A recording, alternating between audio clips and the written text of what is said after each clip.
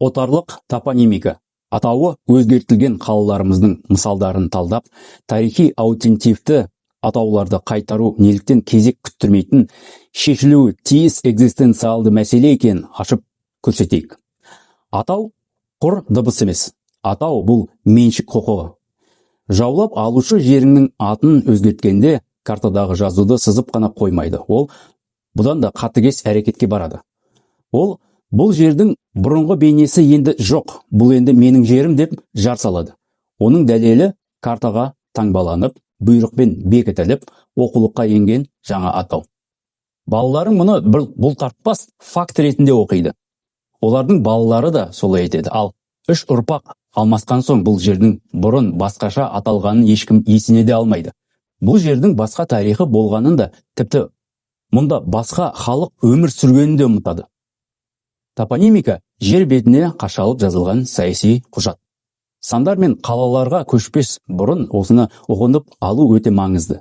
Өйткені жер, су аттарын өзгерту туралы сөз қозғағанда біз дыбыстар мен буындарды емес, осы жердегі тарихтың субъектісі кім екенін талқылаймыз. Отарлаушы жерді физикалық тұрғыдан ғана басып алмайды, ол өз үстемдігін онтологиялық тұрғыдан негіздейтін жүйе құрады. Отарлық топонимика бір мезгілде 3 қызмет атқарады. Біріншісі, қатысуды заңдастыру. Егер картада империялық атау тұрса, демек бұл империяға тиесілі орын, сондықтан жаулап алушының мұнда болуы табиғи заңдылық. Жадыны өшіру. Екінші, жердің бұрын қалай аталғанын білмесең, өзіне дейін мұнда басқа тәртіп, басқа ие, басқа тарих болғанын да білмейсің. Үшінші, психологиялық бағындыру. Күн сайын туған жеріңнің бөгде атауын қайталай отырып, оны бірте-бірте жат ретінде қабылдай бастайсың. Бұл метафора емес, бұл сананы отарлық басқарудың құжатпен бекітілген механизм. Енді нақты мысалдарға көшейік. Ресей империясы қазақ даласына жылжыған кезде тек бекіністер салып, жолдар тартқан жоқ. Ол картаны қайта сызды. Мысалы, Атырау, Гурьев.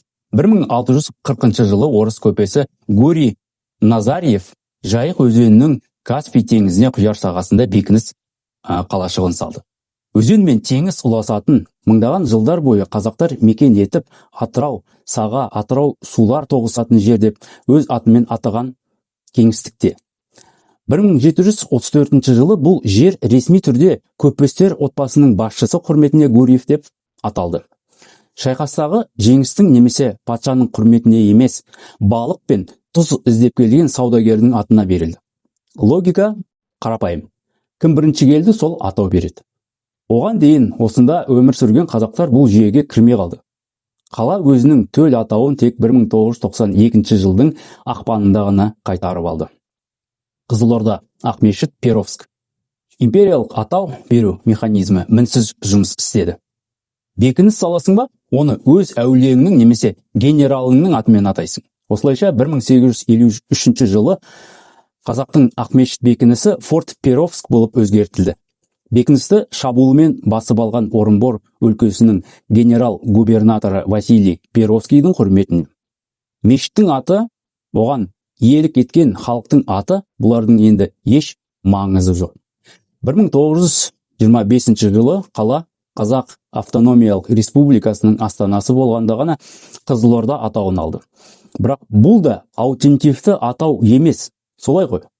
Бұл кеңестік саясаттың ерекшелігі. Ол империялық атауларды қазақша емес, идеологиялық атаулармен алмастырды. Алматы. Верный Алма-Ата. Ең айқын мысал Алматы тарихы. Ол отаршылдықтың ең сұрқия тәсілін әшкерлейді. Тек атауды ғана емес, қаланың империяға дейін болғанын да жоққа шығару.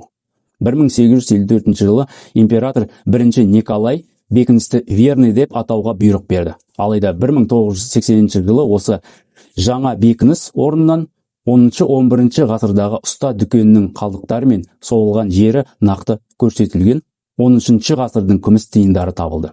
Алматы қаласы. Академик Карл Байпақов археологиялық деректерге сүйене отырып, Алматының жасы кем дегенде 1000 жыл деп ашық мәлімдеді. 1921 жылы қала Алма-Ата аталды. Қазақша емес, орыс тілінің логикасымен. Тек 1993 жылы ғана шын есімі қайтарылды. Тараз, Әулиеата, Мирзаян, Жамбыл. 6 ғасырдан белгілі Ұлы Жібек жолындағы көне қала 1856 жылы Әулие-ата аталды. Кеңес өкіметі оны 1936 жылы Мирзаян деп атаса, ол атылған соң дереу Жамбылға өзгертті. 1000 жылдық тарих Тараз бір ғасырға жетпейтін уақытта 4 рет жат есімді иеленді. Тараз атауы тек 1997 жылы қайтарылды. Қызылжар, Петропавл. Петропавл 1752 жылы бекініс ретінде қаланған. Бірақ Қызылжар атауы бекініс пайда болғанға дейін әлде қашан бұрын қолданылған. Мысалы 1663 жылы туған Қожаберген жыраудың жырларында. Абылай ханның ордаларының бірі дәл осы жерде болған. Қызылжар өзінің тарихи атауын әлі күнге дейін күтіп отыр. Кереку, Павлодар.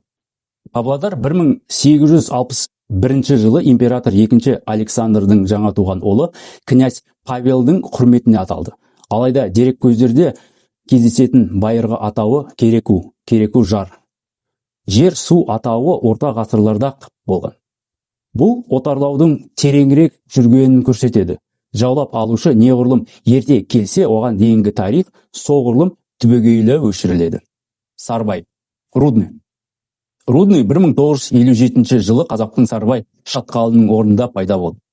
Кеңес мемлекеті бұл жерге зауыт салып, оны жердің атымен емес өндіріс қызметіне қарай атады.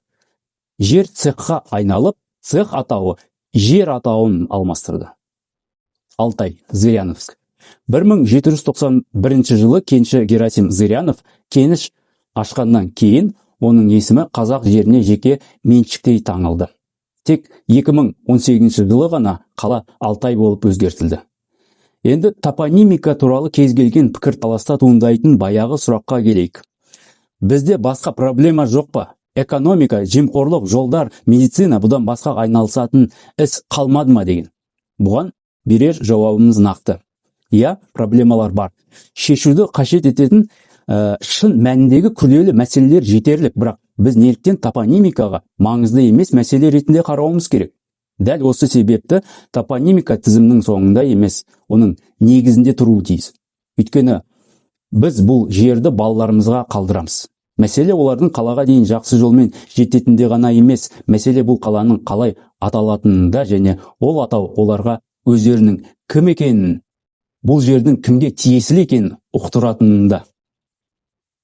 Балалар мен немерелерге отарлық атауларды қалдыру, бұл өз жеріңе деген бөтен көзқарасты мұраға қалдыру. Бұл экзистенциалды таңдау. Ол балаларымыздың кім болатынына жауап береді. Тамыры терең өз бірегейлігі бар халық бола ма, әлде біреу сызып берген картада өмір сүретін тобыр бола ма? Алматы мен Алма-Атаның айырмашылығы. Бұл 1000 жылдық қазақи тарихы бар қала мен кеңестік транскрипциясы бар қаланың арасындағы айырмашылық. Атырау мен Гурьевтің айырмашылығы, қазақтың өзен сағасы мен балық іздеп келген көпестің аты арасындағы айырмашылық. Қайтарылған әрбір атау бұйрықпен кесілген. Енді қайтадан өзіміздің бұйрықпен қалпына келтіріліп жатқан халық пен оның жері арасындағы үзілген байланыс.